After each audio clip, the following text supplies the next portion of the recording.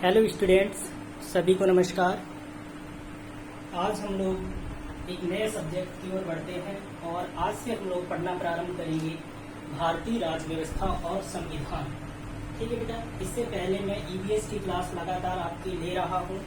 आप description box में जाके लिंक में डाल दूंगा, वहां से आप उन वीडियोज को देख सकते हैं। तो आज ये भारतीय संविधान की पहली क्लास होगी, ठीक है। और लगातार पूरा मैं पढ़ाऊंगा बेटा। आपका इंडियन कॉन्स्टिट्यूशन भी पूरा करा दूंगा, आपका ईवीएस का पार्ट भी पूरा करा दूंगा, और जो भी चीजें होंगी वो आप कमेंट बॉक्स में हमें लिखेंगे तो हम वो सभी सब्जेक्ट आपको पढ़ा देंगे, चाहे हिस्ट्री हो, चाहे ज्योग्राफी हो, चाहे रीजनिंग हो, चाहे मैथमेटिक्स हो। सारी की सारी चीजें आपको बिल्कुल फ्री ऑफ कास्ट पढ़ा दी जाएंगी, ठीक है।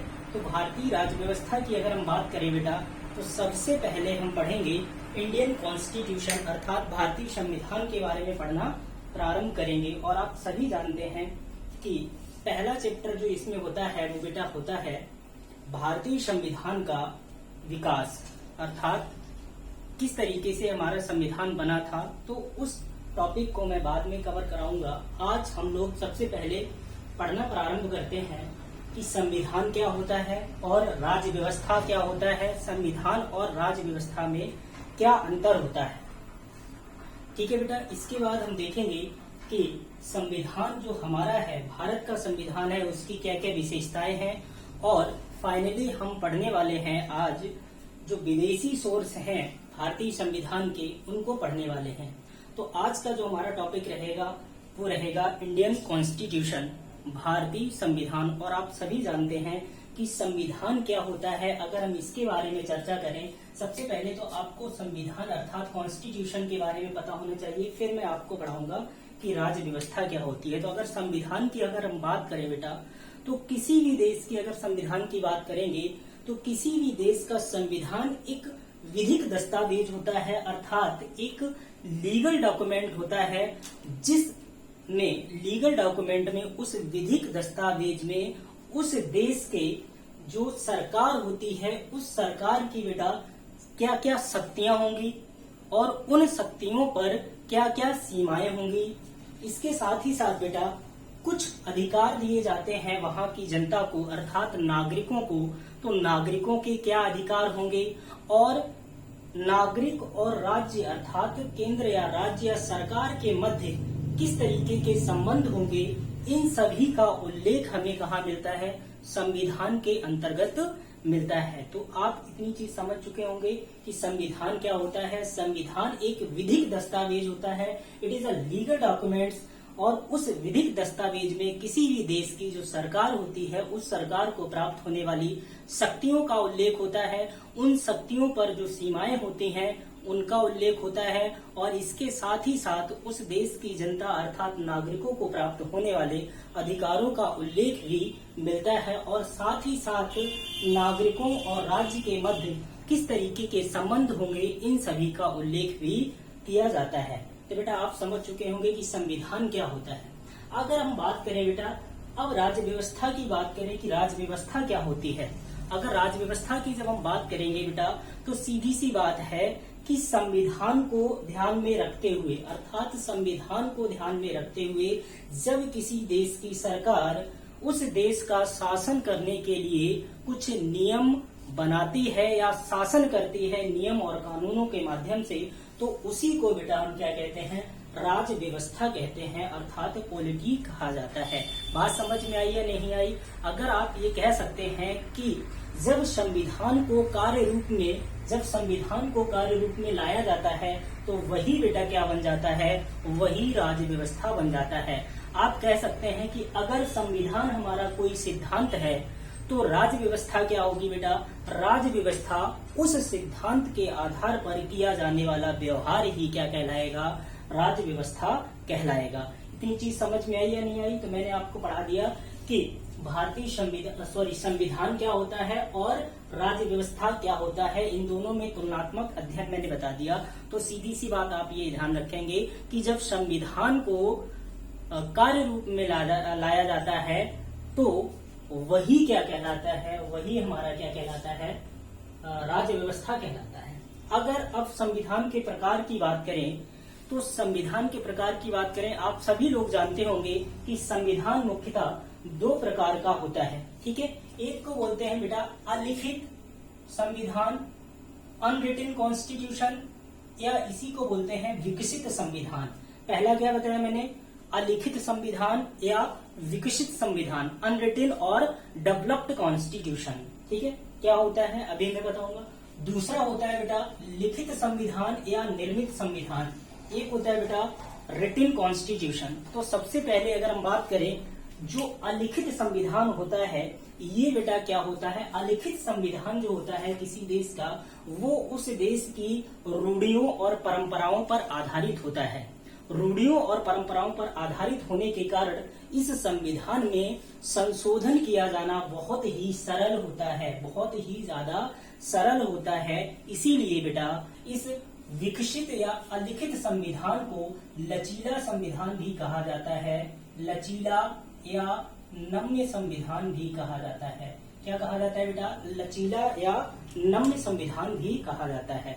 ठीक है बेटा, रिटन कॉन्स्टिट्यूशन क्या होता है भाई, आप सभी जानते हैं, जिस देश का संविधान लिखित रूप में होता है, लिखित दस्तावेजों के रूप में होता है, तो उसे हम क्या कहते हैं, लिखित संविधान कहते हैं या निर्मित संविधान कहते हैं, जिसे वहां की जनता द्वारा या वहां की किसी अथॉरिटी द्वारा निर्माण किया जाता है। जैसे हमारे भारतीय संविधान की अगर हम बात करें तो भारतीय संविधान का निर्माण बेटा किसने किया था, भारतीय संविधान सभा द्वारा किया गया था। इसीलिए इसे क्या कहा गया, निर्मित संविधान कहा गया। अगर हम बात करें बेटा लिखित या निर्मित संविधान की, तो लिखित या निर्मित संविधान जो होता है, इस संविधान में संशोधन करना आसान नहीं होता है। इस संविधान में बेटा क्या होता है, संशोधन करना आसान नहीं होता है, और इसमें संशोधन करने के लिए बेटा क्या करना पड़ता है, एक प्रक्रिया अपनानी पड़ती है, प्रक्रिया का फॉलो करना पड़ता है। इसलिए बेटा इसे कहा जाता है कठोर संविधान। इसे कहा जाता है बेटा कठोर संविधान। ठीक है बेटा, एक चीज तो आपने ये समझ ली कि कठोर या लिखित संविधान किसे कहते हैं और अलिखित संविधान किसे कहते हैं। तो कुछ फैक्ट इनके बारे में आप जान लीजिएगा।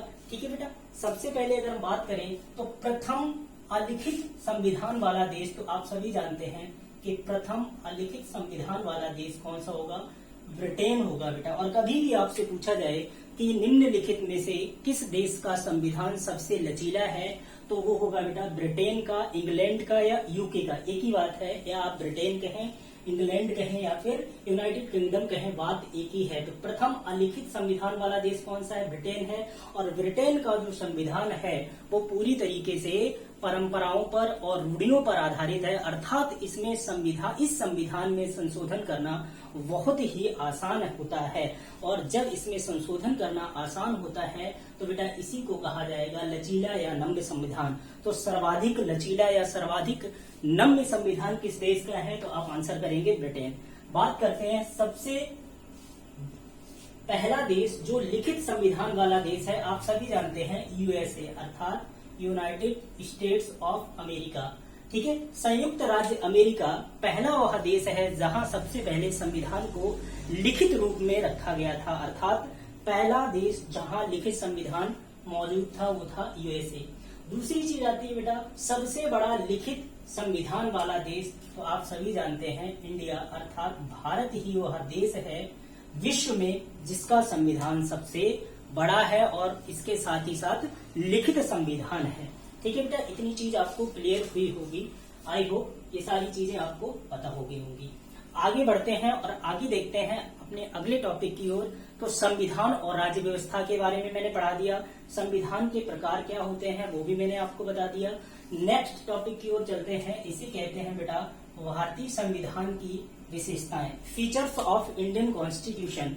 तो इसके लिए हमने कुछ प्रमुख विशेषताओं का ही उल्लेख यहाँ पर किया है। तो अगर हम भारतीय संविधान की विशेषताओं की बात करें तो सबसे पहली विशेषता ही मैंने बताई बेटा कि यह विश्व का सबसे बड़ा लिखित संविधान है, सबसे बड़ा भी है और सबसे बड़ा लिखित संविधान है। आप सभी अच्छी तरीके से जानते हैं कि बेटा भारत का जो संविधान है वह एक ही संविधान है केंद्र के लिए और राज्यों के लिए।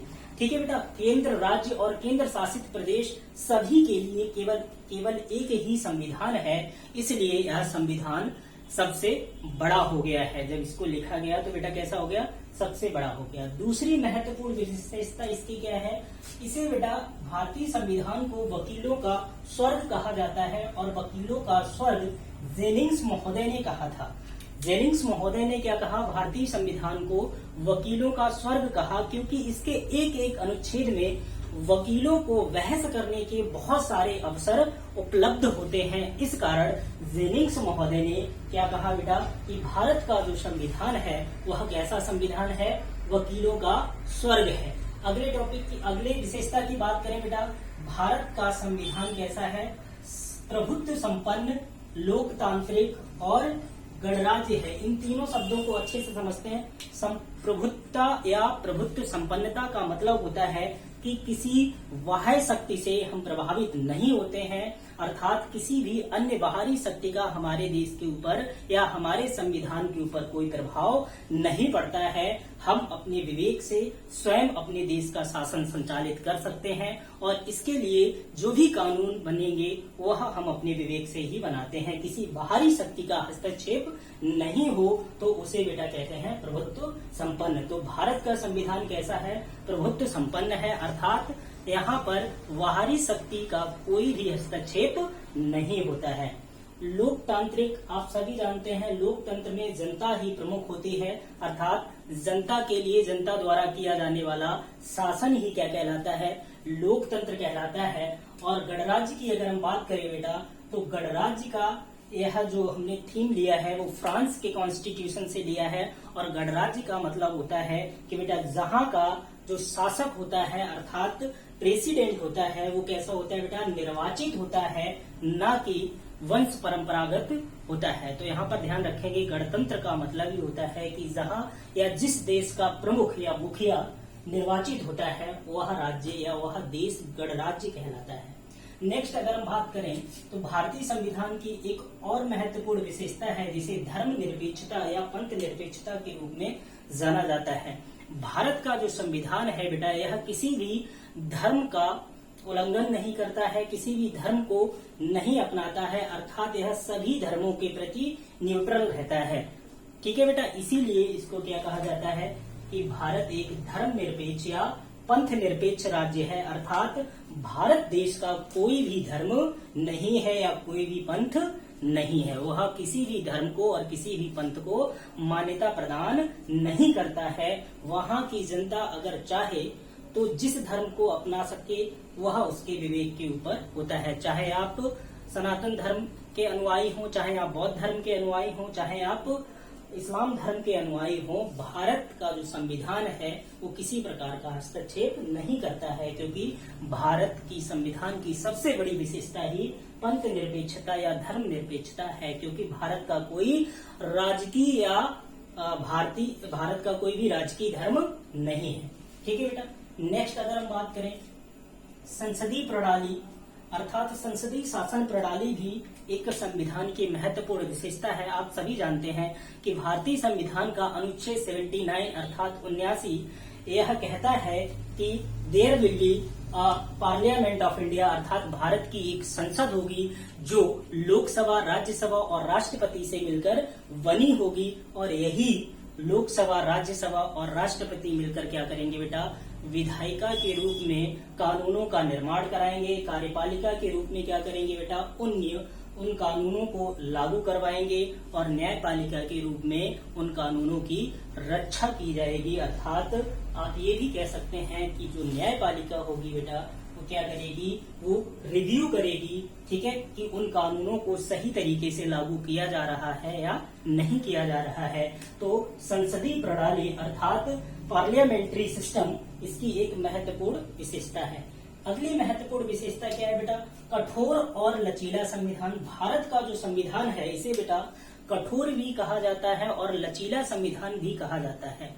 लचीला संविधान क्यों कहा जाता है, क्योंकि भारत के संविधान में कुछ प्रावधान ऐसे हैं, कुछ प्रोविजंस ऐसे हैं जिनमें संशोधन करने के लिए हमें अपने संविधान में संशोधन करने की आवश्यकता नहीं होती है।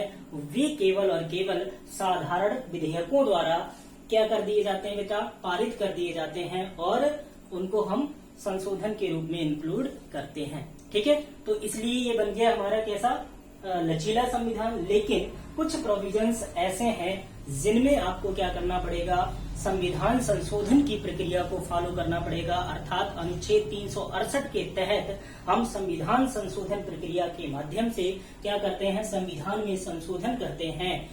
इसलिए यह एक जटिल प्रक्रिया हो जाती है और जटिल प्रक्रिया होने के कारण भारतीय संविधान को बेटा कैसा संविधान माना जाता है, कठोर संविधान भी कहा जाता है। अर्थात भारत के संविधान की अगर हम बात करें तो भारत का संविधान जो होता है बेटा वो कैसा है, कठोर भी है और लचीला भी है, अर्थात नम्र भी है। अगली विशेषता इसकी महत्वपूर्ण ये है बेटा, मौलिक अधिकारों का समावेश। भारतीय संविधान जो है, इस भारतीय संविधान में नागरिकों को कुछ अधिकार दिए गए हैं, ठीक है, और उन्हें ही क्या कहा गया है, मौलिक अधिकार कहा गया है। भारतीय संविधान के भाग 3 में मौलिक अधिकारों को बताया गया है और अनुच्छेद 12 से लेकर 35 तक में मौलिक अधिकारों का उल्लेख मिलता है। आप सभी लोग कमेंट बॉक्स में मुझे ये बताएंगे कि भारत में जो नागरिक हैं उनको कितने मौलिक अधिकार प्रदान किए गए हैं भारतीय संविधान द्वारा, और पहले कितने मौलिक अधिकार हुआ करते थे और कौन से मौलिक अधिकार को हटा दिया गया है। ठीक है बेटा, तो इतनी चीज आप कमेंट बॉक्स में लिखकर बताएंगे।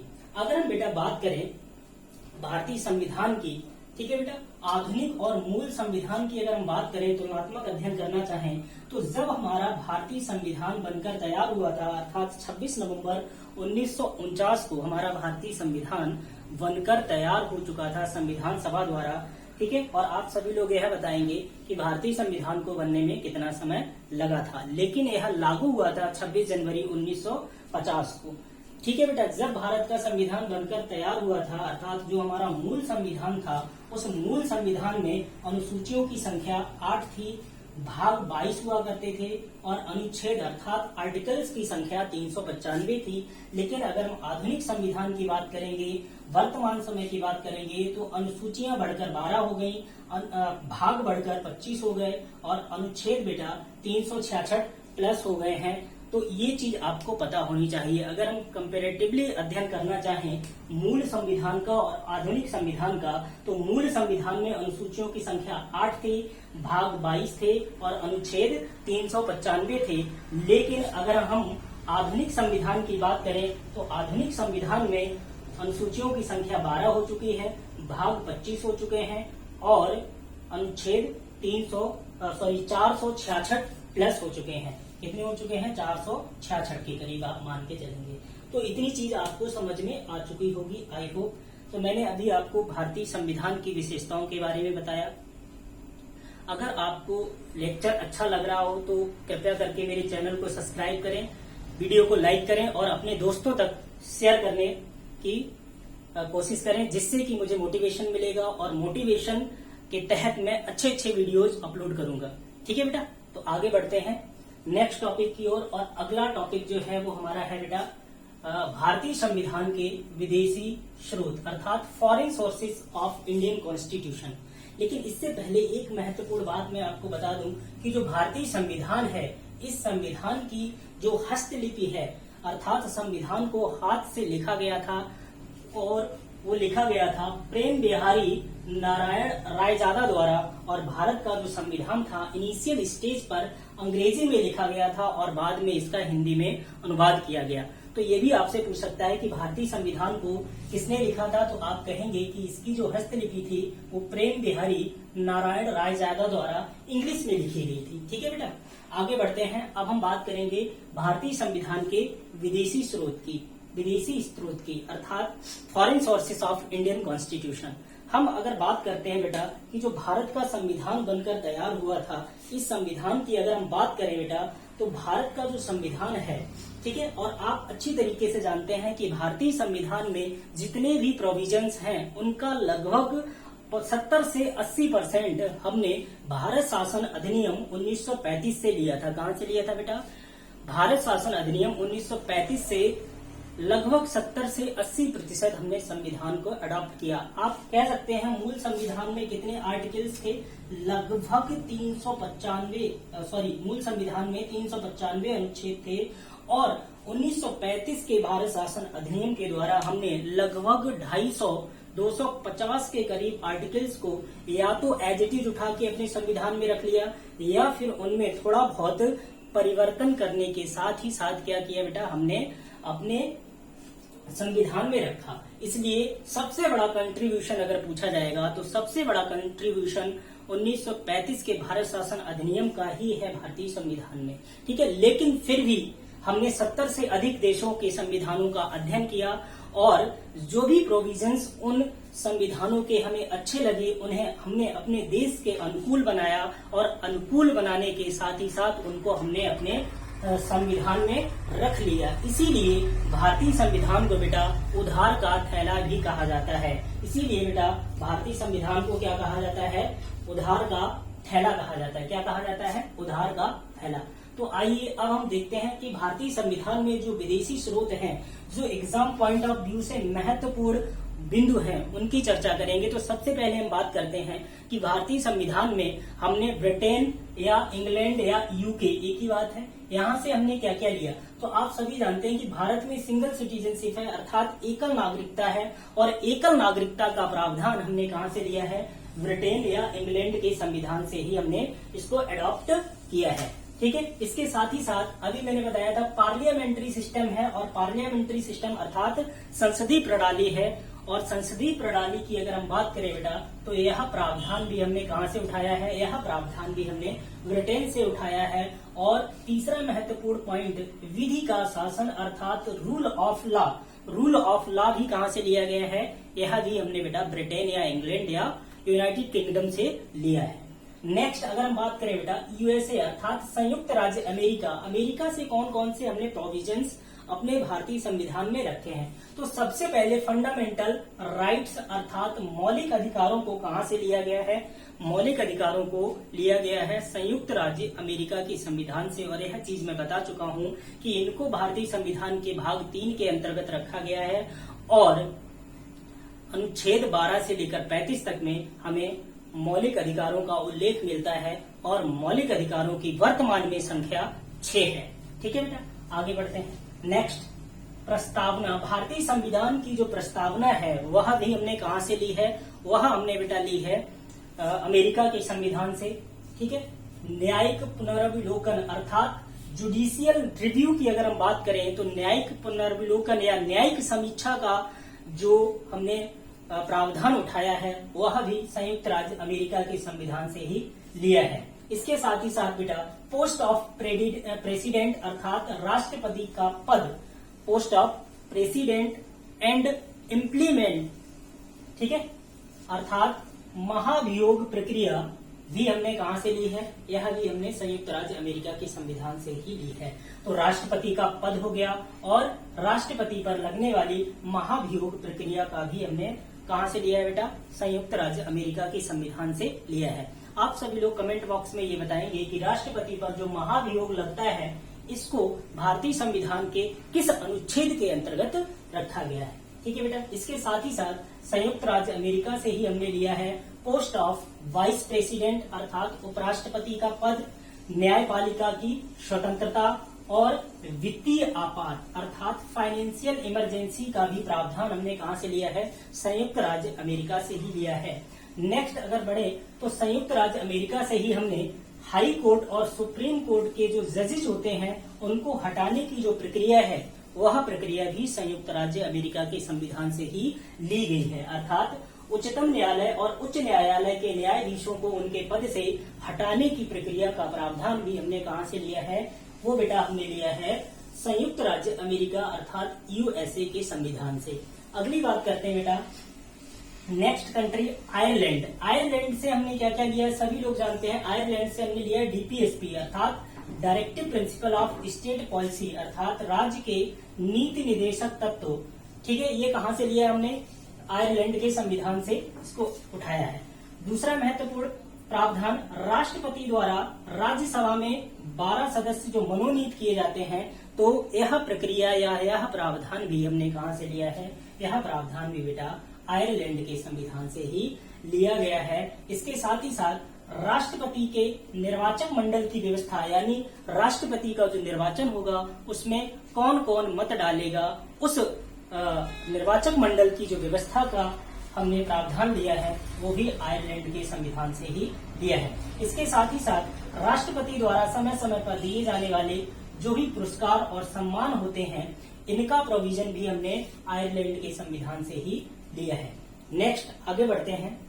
ऑस्ट्रेलिया के संविधान की अगर हम बात करें बेटा, तो सबसे पहले ऑस्ट्रेलिया के संविधान की बात करें तो ऑस्ट्रेलिया के संविधान से हमने ली है प्रस्तावना की भाषा। जो प्रस्तावना की भाषा है अर्थात we the people of India, इसको छोड़ के हम भारत के लोग, इसको छोड़ के अन्य पूरी की पूरी भाषा हमने कहां से ली है, वो ऑस्ट्रेलिया के संविधान से ही अडॉप्ट की गई है। इसके साथ ही साथ समवर्ती सूची, आप सभी जानते हैं कि हमारे यहाँ 3 सूचियां हैं, केंद्र सूची, राज्य सूची और समवर्ती सूची। ठीक है, जिसमें बेटा केंद्र सूची और राज्य सूची को हमने 1935 के भारत शासन अधिनियम के द्वारा अडॉप्ट किया, जबकि कंकरेंट लिस्ट अर्थात समवर्ती सूची को हमने कहां से लिया बेटा, ऑस्ट्रेलिया के संविधान से लिया है। इसके साथ ही साथ केंद्र राज्य के मध्य क्या संबंध होंगे, तो यह प्रावधान भी हमने कहां से लिया है, यह प्रावधान भी बेटा हमने लिया है ऑस्ट्रेलिया के संविधान से। इसके साथ ही साथ संयुक्त अधिवेशन, राष्ट्रपति द्वारा बुलाया जाने वाला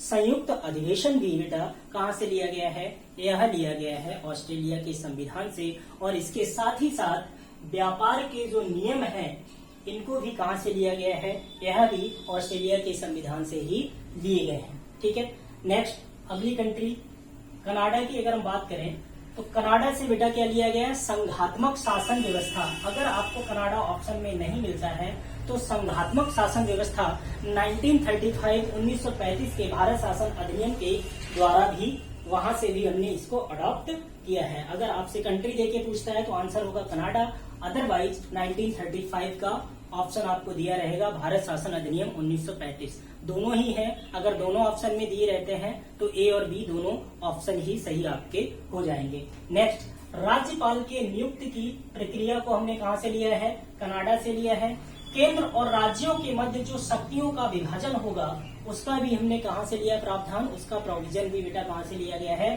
कनाडा के संविधान से लिया गया है। और जो बची हुई अपशिष्ट शक्तियां हैं, उन शक्तियों को कहां रखा जाएगा, उनका उपयोग कौन करेगा, तो उनका उपयोग करेगा केंद्र। और इस प्रावधान को भी हमने कहां से लिया बेटा, कनाडा के संविधान से ही इसको अडॉप्ट किया है। नेक्स्ट बढ़ते हैं दक्षिण अफ्रीका की तरफ। तो दक्षिण अफ्रीका से बेटा एक ही प्रावधान लिया गया है जो कि संविधान संशोधन की प्रक्रिया है, जो अनुच्छेद 368 में उल्लिखित है। ठीक है, भाग 20 और अनुच्छेद 368 में संविधान संशोधन की प्रक्रिया है। और यह संविधान संशोधन की प्रक्रिया किस देश के संविधान से ली गई है, तो आंसर करेंगे दक्षिण अफ्रीका के संविधान से। जर्मनी से क्या लिया गया बेटा, इमरजेंसी अर्थात आपातकाल को, आपातकाल की जो शक्तियां होती हैं, राष्ट्रपति की आपातकालीन शक्तियां होती हैं, उन शक्तियों को हमने प्रावधान कहां से लिया है बेटा, जर्मनी के संविधान से लिया है। कहां से लिया है, जर्मनी के संविधान से। ठीक है, आगे बढ़ते हैं बेटा। रसिया की बात करें, अगर रूस की बात करें, जो पूर्व सोवियत संघ हुआ करता था, वहां से बेटा हमने फंडामेंटल ड्यूटीज लिए हैं, अर्थात भाग 4 का को जोड़ा गया भारतीय संविधान में। यह मूल संविधान में नहीं थे। और अनुच्छेद 51 का के अंतर्गत हमने क्या रखा, मौलिक कर्तव्यों को रखा। और मौलिक कर्तव्य हमने कहां से लिए, रूस से लिए हैं। समान न्याय की जो व्यवस्था है, समान न्याय का जो प्रोविजन है, वह भी कहां से लिया गया है, रूस या पूर्व सोवियत संघ से लिया गया है। आगे बढ़ते हैं बेटा। फ्रांस की अगर हम बात करें तो अभी मैंने बताया था फ्रांस से क्या लिया बेटा, गणतंत्र अर्थात जहां का सर्वोच्च शासक जो होता है बेटा वो क्या होता है, निर्वाचित होता है। ठीक है, तो गणतंत्र कहां से लिया हमने, फ्रांस से लिया। स्वतंत्रता, समानता और बंधुत्व की भावना, यह सारी की सारी तीनों के तीनों टर्म किस संविधान से लिए गए हैं, किस देश के संविधान से लिए गए हैं, तो आप आंसर करेंगे फ्रांस के संविधान से लिए गए हैं। और आगे बढ़ते हैं, अगर हम जापान की बात करें तो जापान से लिया गया है विधि द्वारा स्थापित प्रक्रिया। तो ये कुछ फॉरेन सोर्सेज थे जो महत्वपूर्ण है एग्जाम पॉइंट ऑफ व्यू से और लगातार पूछे जाते हैं बेटा। अगर इतना ही आपने तैयार कर लिया तो फॉरेन सोर्सेज से आपका एक भी सवाल नहीं छूटेगा। अच्छा, एक नोट और आपको बताना है कि जो भारत में होता है कैग अर्थात नियंत्रक एवं महालेखा परीक्षक, इसका पद जो है बेटा यह 1935 के भारत शासन अधिनियम के द्वारा से ही लिया गया है। और ये इम्पोर्टेंट है एग्जाम पॉइंट ऑफ व्यू से, आप इसको याद रखेंगे तो नियंत्रक एवं महालेखा परीक्षक का जो पद है बेटा वो कहाँ से लिया गया है, 1935 के भारत शासन अधिनियम से लिया गया है। ठीक है बेटा, अगर आपको लेक्चर पसंद आया हो तो मेरे चैनल को सब्सक्राइब करें, वीडियो को लाइक करें और अपने दोस्तों में शेयर करें। ठीक है, धन्यवाद बहुत बहुत।